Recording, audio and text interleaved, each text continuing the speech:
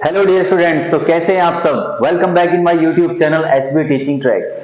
Students, हमारा lecture 01 चल रहा था और उसके हमने अभी तक 1.3 तक लेक्चर पहुंचा दिया है। आज उसके जो बचे हुए टॉपिक हैं वो आज हम कवर करने वाले हैं और तेजी से हम क्विक रिवीजन करेंगे कि हमने क्या पढ़ लिया है, क्या पढ़ेंगे और क्या रह गया है हमारा। ठीक है, चलिए तेजी से हम जरा स्लाइड देख लेते हैं। Without wasting time let's start the class.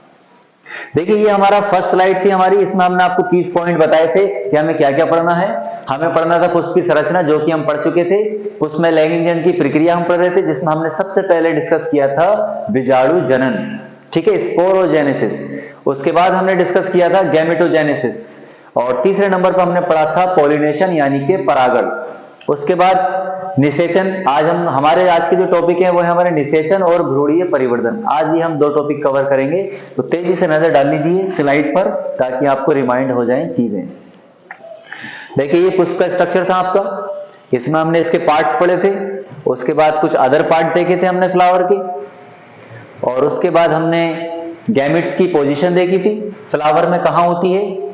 और उसके बाद हमने जो मेन रिप्रोडक्टिव ऑर्गन होते हैं उसके बारे में डिस्कस किया, यानी कि परागकोश के बारे में हमने डिस्कस किया। और उसके बाद हमने ओव्यूल के बारे में डिस्कस किया था, आप लास्ट लेक्चर देख सकते हैं। और उसके बाद हमने प्रोसेस पर आ गए थे कि कौन कौन से स्टेप थे हमारे, जिसमें से हमने 3 स्टेप पढ़ लिए थे। आज 2 मेन स्टेप रह गए हैं आपके, उनकी हम डिस्कस करेंगे। देखिए, पहला स्टेप था हमारा बीजाणु जनन, यानी पहले बीजाणु बने थे हमारे, नर बीजाणु और मादा बीजाणु। फिर उसके बाद हुआ था युग्मक जनन, युग्मक बने थे हमारे। और उसके बाद हमने डिस्कस किए थे युग्मक जनन हो गए थे हमारे, ये नर युग्मक था और ये आ गया था आपका मादा युग्मक जनन। फिर हमने डिस्कस किया था पॉलिनेशन। ठीक है, पॉलिनेशन के बाद हमने डिस्कस किया था पॉलिनेशन के जो मीडियम थे यानी माध्यम, किन किन माध्यमों से हमारा जो है परागण हो जाता है, पॉलिनेशन हमारा होता है। और उसके बाद हमने डिस्कस किया था फर्टिलाइजेशन। फर्टिलाइजेशन आज का हमारा टॉपिक, आज हम डिस्कस करेंगे। ठीक है, तो आज हमारा लेक्चर जो स्टार्ट होगा वो स्टार्ट होगा हमारा फर्टिलाइजेशन से यानी निषेचन से। ठीक है, चलिए देखते हैं, हम डिस्कस कर लेते हैं तेजी से। देखिए, निषेचन क्या होता है। परागण के बाद आपको पता चल चुका है कि जो परागकण है वो किसी माध्यम से जो है यहां पर आ जाता है। ठीक है, यहां पर आ जाता है। यहां पर आने के बाद क्या होगा, यहां पर पहले ही अंकुरित होगा और इसमें जो जर्म पोर होता है यानी जनन छिद्र होता है परागकण में, वहां से गैमेट्स निकलेंगे।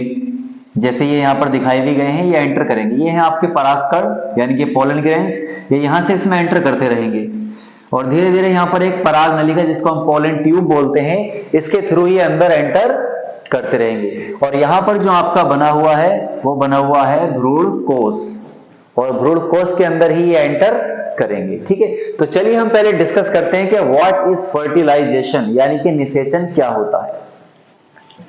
ये वह प्रक्रिया होती है जिसमें क्या होता है, हमारा आगुणित नर युग्मक मादा युग्मक के पास पहुंचता है और उसके साथ फ्यूज्ड हो जाता है। ठीक है, ये वे प्रक्रिया होती है जिसमें आगुणित, जिसको हम सिंगल एंड बोलते हैं, वो मेल होगा आपका, वो मादा गैमेट के केंद्रक यानी न्यूक्लियस के दोनों आपस में वहां जाकर क्या हो जाएंगे, फ्यूज्ड हो जाएंगे और क्या बनाएंगे, जाइगोट बनाएंगे यानी कि युग्मनज।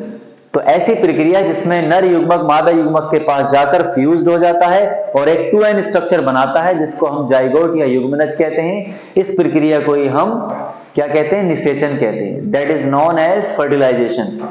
इसमें कुछ स्टेप होते हैं, वो समझ लीजिए, क्योंकि डायरेक्ट फर्टिलाइजेशन नहीं होता कि परागकण गया और वहां से युग्मक निकले और वहां जाकर उससे जाकर फ्यूज्ड हो गए, ऐसा कुछ नहीं है। स्टेप बाय स्टेप होता है। ठीक है, साइंटिफिक तरीके से जो है ये होता है। देखिए, पहला स्टेप हमारा इसमें आता है परागकणों का वर्तिकाग्र पर अंकुरण, यानी सबसे पहले परागकण आएंगे और वर्तिकाग्र पर आकर ठहर जाएंगे। ठीक है, वर्तिकाग्र पर आकर हमारे ठहर जाएंगे। उसके बाद क्या होगा, तो परागकणों का वर्तिकाग्र पर अंकुरण यानी परागकण आएंगे किसी माध्यम से, वर्तिकाग्र पर रुकेंगे और वहां पर अंकुरित होंगे। इस प्रक्रिया को हम परागकणों का वर्तिकाग्र पर अंकुरण कहते हैं। फिर दूसरा स्टेप हमारा हो जाएगा पराग नलिका का बीजांड में प्रवेश। अब जब ये धीरे धीरे इसमें एंटर करेगा तो एक ट्यूब बन जाएगी, एक नलिका बन जाएगी, उसी को हम कहते हैं पराग नलिका। जैसा कि यहां पर ये दिखाई दे रही है पराग नलिका,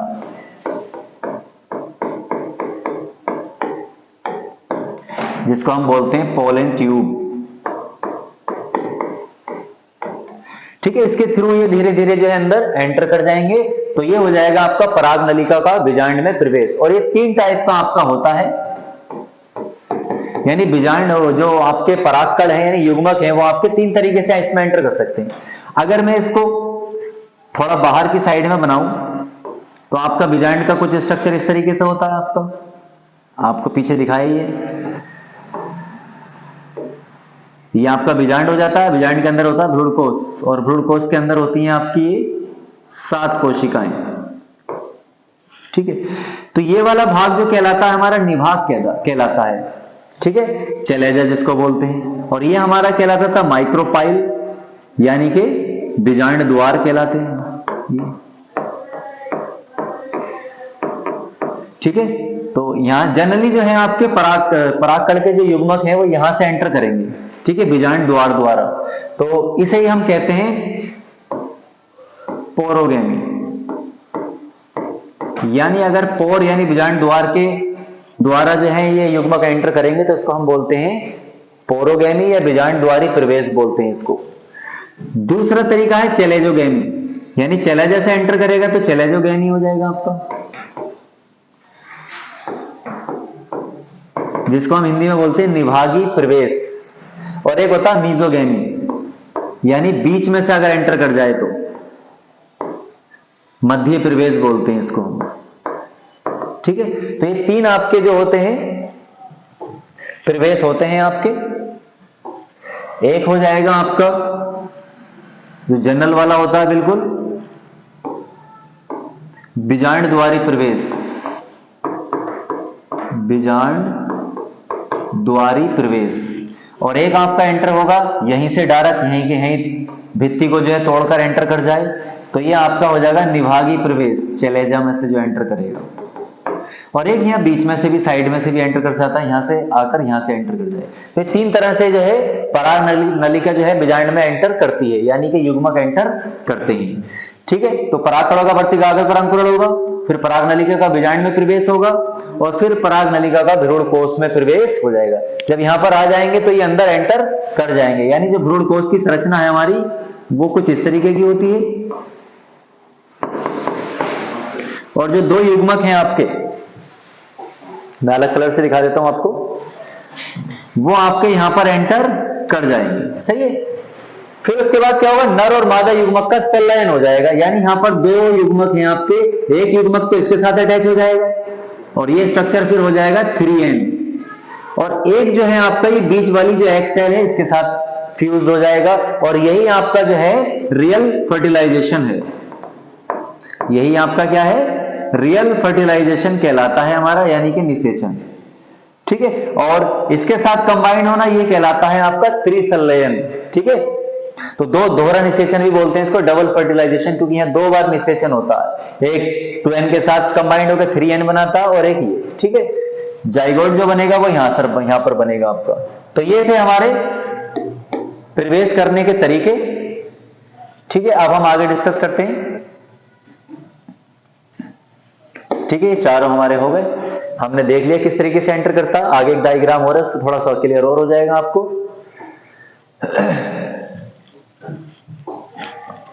चलिए अब हम डिस्कस करेंगे यहाँ दोहरे निषेचन की भी और डायग्राम की भी। देखिए ये वो डायग्राम आ गए, अब हमने मेन वाले डायग्राम ले लिए। ठीक है, किस किस के, ये बीजांड है ही बना हुआ है भ्रूणकोश है। ठीक है, यहां से आपकी ये एंटर करेगा, एक तो ये एंटर कर रहा है और एक यहां से एंटर कर रहा है और एक ये डायरेक्ट। तो ये वाला जो है आपका बीजांड द्वारी प्रवेश है, जो जनरल होता है, पोरोगेमी हो जाता है आपका। और यहां से ये कहां से एंटर कर रहा है, ये निभाग से एंटर कर रहा है, चैलेजोगेमी, और ये मीजोगेमी यानी बीच में से एंटर कर रहा है आपका। चलिए दोहरा निषेचन समझ लेते हैं।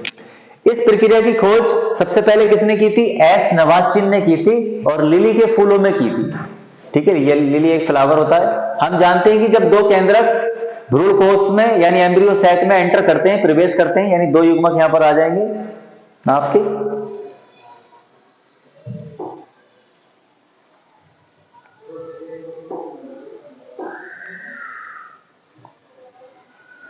यहां मान लो आपके 2 युग्मक आ गए, एक ये आ गया और एक ये आ गया आपका। तो भ्रूणकोश में प्रवेश करते हैं तो एक केंद्रक तो अंडकोशिका के साथ संलयित हो जाता है, यानी एक तो यहां पर एडजस्ट हो जाता है बीच वाली के साथ, और दूसरा जो होता है जो बीच में 2n है उसके साथ जो है एडजस्ट हो जाता है।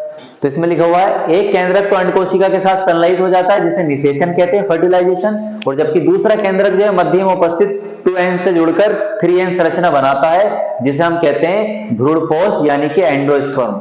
और ये प्रक्रिया ही क्या कहलाती है? त्रिसमेकन इसको हम कह सकते हैं, त्रिसंलयन भी कह सकते हैं, डबल फर्टिलाइजेशन भी कह सकते हैं, ट्राइफ्यूजन भी कह सकते हैं। तो ऐसे बहुत सारे नाम हो सकते हैं, आपको कंसेप्ट क्लियर होना चाहिए। तो अभी तक हमने देख लिया है कि फर्टिलाइजेशन की प्रोसेस हमारी क्या है, किस तरीके से और कैसे एंटर कर रहा है, और कौन सा युग्मक, क्योंकि दो युग्मक एंटर करते हैं, एक जर्म न्यूक्लियक होता है जनन केंद्रक जिसको बोलते हैं, और एक होता है आपका नलिका केंद्रक यानी कि ट्यूब न्यूक्लियस। ठीक है, चलिए ये आपकी फर्टिलाइजेशन की प्रोसेस हो गई। इसके साथ जुड़ेगा बीच वाले के साथ तो आपका कहलाएगा डबल फर्टिलाइजेशन, और ये आपका मेन फर्टिलाइजेशन होगा। ठीक है, अब हमारा लास्ट प्रोसेस रह गई है। अब जाइगोट बन चुका है आपका, और जाइगोट जब बन जाता है तो उसके बाद जो है उसमें डेवलपमेंट शुरू हो जाता है, भ्रूण बनने लगता है, और भ्रूण से बीज बन जाता है, और बीज से एक प्लांट तैयार हो जाता है आपका। यही साइकिल हमारी चलती रहती है। ठीक है, चलिए देखिए लास्ट स्लाइड हमारी ओपन हो चुकी है, और इसमें लिखा हुआ है भ्रूणीय परिवर्धन यानी कि एम्ब्रियोनल डेवलपमेंट हम यहां पर पढ़ेंगे। ठीक है, चलिए डिस्कस कर लेते हैं। पहले डायग्राम को समझ लीजिए, क्योंकि डायग्राम से ही थ्योरी आपकी एडजस्ट हो जाएगी, क्योंकि पीछे भी हमने इस तरीके से ही डिस्कस किए थे। देखिए यहां पर आप एक स्ट्रक्चर देख रहे होंगे, इसको मैं कह देता हूं ए डायग्राम। ठीक है, क्या कह देता हूं मैं इसको? ए डायग्राम।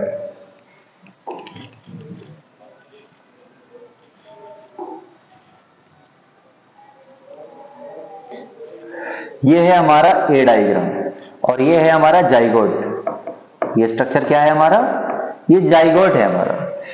फिर जाइगोट में क्या हो रहा है? डिवीजन होता हुआ दिखाई दे रहा है, और डिवीजन हो रहा है तो दो तरीके की सेल बनती है, जैसे पीछे ही बनी थी, प्राइमरी पैराइटल सेल और प्राइमरी स्पोरोजेनस सेल। लेकिन यहां पर जो नाम दिया जाता है वो दिया जाता है एपिकल, और ये कुक दिया जाता है बेसल। एक बेस वाली हो जाएगी, एक एपिकल हो जाएगी। फिर आप देख रहे होंगे बेसल में कई डिवीजन हुए हैं, और एपिकल में एक डिवीजन हुआ है। फिर यहां पर डिवीजन में से कोई एक सेल ने, यहां पर ही काफी सेल बन जाती है। यहां पर एक सेल जो है थोड़ी बड़ी हो जाती है, अच्छा इसको हम कहते हैं सस्पेंसर, जो ये लॉन्ग चेन बना लेती है आपकी, इसको हम नाम देते हैं सस्पेंसर। सस्पेंसर की एक सेल सबसे मटेरियल लेकर क्या बन जाती है? एक अलग हो जाती है, इसको हम कहते हैं हाइपोफाइसिस। ठीक है, बाकी ऊपर भी डिवीजन चल रहा है आपका एपिकल में, 1 से 2 हुए, 2 से 4, 4 से 8, ऑक्टेंट बन जाता है यहां पर आपका एक तरीके से। यहां पर देख रहे होंगे एक फूल की तरह गोल स्ट्रक्चर बन चुका है आपका। फिर स्मॉल डेवलपमेंट हो जाता है, ये भ्रूण का, इसको हम कहते हैं गोलाकार भ्रूण यानी ग्लोब्यूलर एम्ब्रियो बन जाता है। फिर यहां से बनते हैं कोटिलेडन्स। और एक चीज और मैं आपको बता दूं, ये जो हम स्टडी कर रहे हैं ये द्विबीजपत्री पौधों के हिसाब से कर रहे हैं, क्योंकि ये जो भ्रूण बना हुआ है ये किसका बना हुआ है? द्विबीजपत्री। द्विबीजपत्री पौधे का भ्रूण है, जिसको हम बोलते हैं डाइकोटिलेडन्स। डाइकोटिलेडन्स। ठीक है,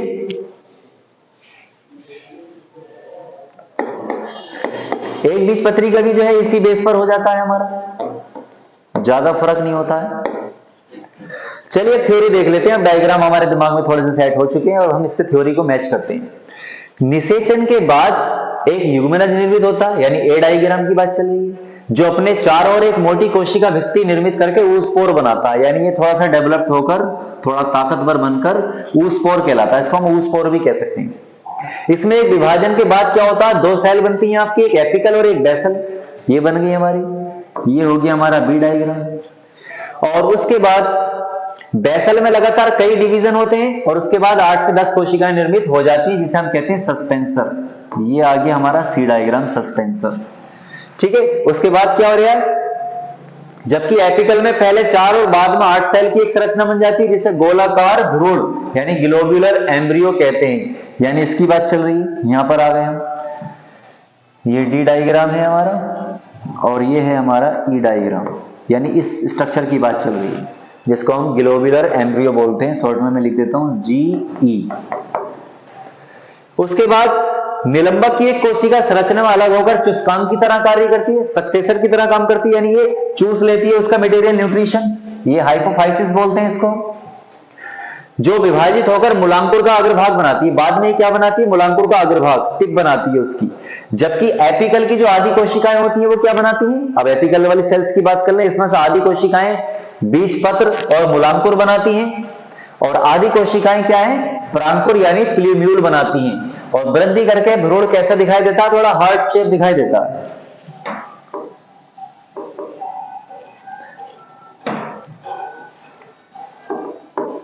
वृद्धि करके हमारा एम्ब्रियो कैसा दिखाई देगा, थोड़ा सा हार्ट शेप दिखाई देगा।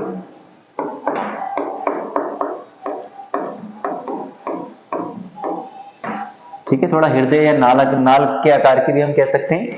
ठीक है, तो ये हमारी थ्योरी है। बिल्कुल डायग्राम को आप स्कैन कर लें, डायग्राम अच्छे से स्कैन कर लेंगे तो आपकी थ्योरी जो है बिल्कुल इजीली आप याद कर लेंगे। कुछ वर्ड्स सीखने पड़ेंगे आपको, क्योंकि वही सिलेबस में सबसे मेन चीज होती है टर्मिनोलॉजी। अगर हमारी टर्मिनोलॉजी क्लियर है, वर्ड्स हमें पता है, तो हम थ्योरी को आसानी से लिख देंगे। जब हमारे पास वर्ड्स नहीं होंगे तो कितनी कंसेप्ट आप क्लियर कर लें, आप जो है थ्योरी नहीं लिख पाएंगे, क्योंकि बोर्ड में जो है आपकी थ्योरी लिखना भी जरूरी है आपकी। तो यहाँ पर 2 वर्ड आए थे आपके, एक हिस्सा क्या बना रहा है आपका, रेडिकल। रेडिकल पार्ट क्या होता है, जड़ का। ठीक है, जड़ बनाया गया है, जिसको हम हिंदी बोलते हैं मूलांकुर, यानी मूल का अंकुर, जड़ की कली।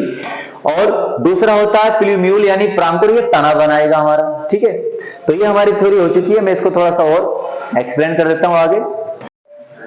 देखिए हमारी नेक्स्ट स्लाइड है, ये ब्लैंक पेज लिया हमने, इसमें एक रफली डायग्राम बनाया है आपके लिए उसका।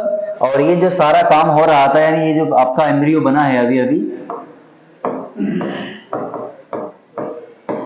ये किसके अंदर बन रहा है, ये बीजांड के अंदर ही काम चल रहा है आपका। ठीक है, ये बात पता होनी चाहिए आपको, कहां चल रहा है ये काम, ये बीजांड के अंदर चल रहा है आपका काम। तो इसका वो हम पार्ट देख लेते हैं। जो ये वाला जो पार्ट है आपका, ये इसका जो बनाता है आपका मूलांकुर बनाता है, सॉरी ये प्रांकुर बनाता है आपका, यानी कि जो तना निकलता है वो यहां से निकलता है आपका, प्लूम्यूल जिसको बोलते हैं। और आपका जो जड़ का जो भाग निकलता है मूलांकुर का, जिसको हम रेडिकल बोलते हैं, वो यहां से निकलता है। और ये जो बनाते हैं दोनों, इनको बोलते हैं हम कोटिलेडन्स। क्या बोलते हैं इनको, कोटिलेडन्स, यानी ये बीज पत्र बनाते हैं ये। क्योंकि पौधे 2 तरीके के होते हैं आपके, एक बीज पत्री और द्विबीजपत्री, तो ये दोनों जो है आपके कोटिलेडन्स बनाते हैं आपके।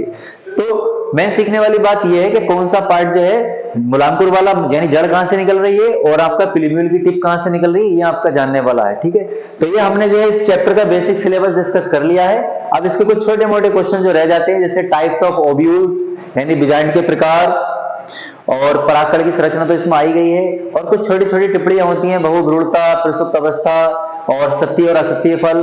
तो ये छोटे मोटे टॉपिक हैं, ये हम जब यूनिट पूरी हो जाएगी तो रिवीजन के तौर पर जब इंपोर्टेंट की लिस्ट देंगे तो उसी में जो है एक्स्ट्रा क्वेश्चन लगाकर आपको जो है तैयारी करवा दी जाएगी। फिलहाल ये बेसिक सिलेबस हमारे चैप्टर का हो चुका है, इसको आप अच्छे से देख लीजिए। और इसके बाद जो हमारा 02 लेक्चर आएगा आपका, उसमें हम डिस्कस करेंगे मानव जनन, यानी कि मानव में जनन कैसा होता है। तो वहां पर भी हमें सेक्सुअल रिप्रोडक्शन ही पढ़ना है, क्योंकि पौधों में तो दोनों तरह का रिप्रोडक्शन होता है, लेकिन मानव में जो होता है मोस्टली आपका सेक्सुअल रिप्रोडक्शन ही होता है। तो वो हम बहुत अच्छे से डिस्कस करने वाले हैं। फिलहाल आप ये वीडियो देख लेना, इसके 4 लेक्चर हैं आपके, पीछे की जितनी भी डिटेल है वो आपको, ये आपका 1.4 लेक्चर होगा। इससे पहले हमने 1.3 अपलोड किया था, और ऐसी ऑर्डर में हमारे सारे टॉपिक पूरे हो गए थे। तो जुड़े रहिए आप HP टीचिंग ट्रैक के साथ। Thank you.